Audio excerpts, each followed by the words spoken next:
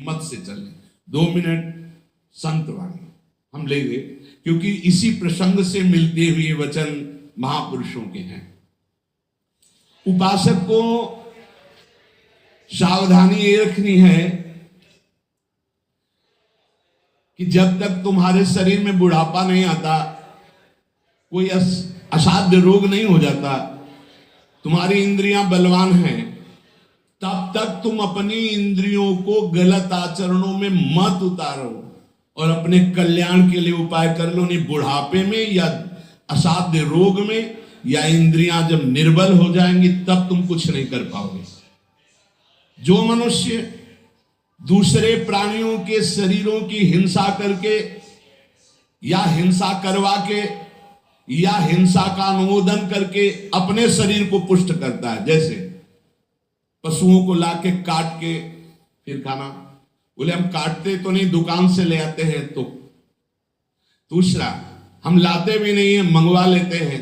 तीनों को बराबर नरक मिलेगा। कर्ता प्रेरक अनुमोदन, प्राणियों की हिंसा करना, हिंसा करवाना, हिंसा का अनुमोदन करना, ये स्वभाव भगवत मार्ग से बिल्कुल विपरीत ले जाएगा। संतों की बातें, भगवत भक्तों की बातें, शास्त्र की बातें जहर जैसी लगेंगी ऐसे लोगों को, और अगर सुन लिया श्रद्धा से तो सुधार भी हो सकता है। किसी भी तरह से किसी भी जीव को मार करके खाना जो हमारे शास्त्र के विरुद्ध है, वो तुम्हारे लिए हिंसा बहुत बड़ा पाप होगा।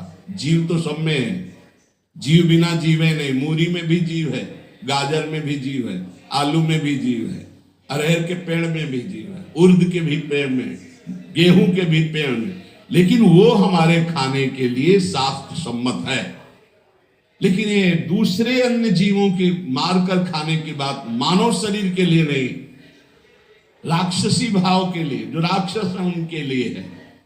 संसार में जितने भी जीव हैं, मन से, वचन से, शरीर से जब किसी को दंड नहीं दिया जाता तो अपने सारे पाप नष्ट होने लगते हैं और उसे कोई भी दुख भोगना नहीं पड़ेगा।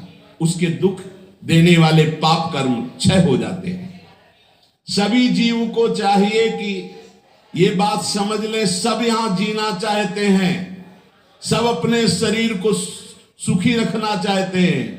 अगर किसी भी प्राणी को तुम मारते हो या उबालते हो या खाते हो तो तुम्हारा नाश निश्चित है, तुम्हारी दुर्गति निश्चित है। अपने स्वार्थ के लिए, काम से, क्रोध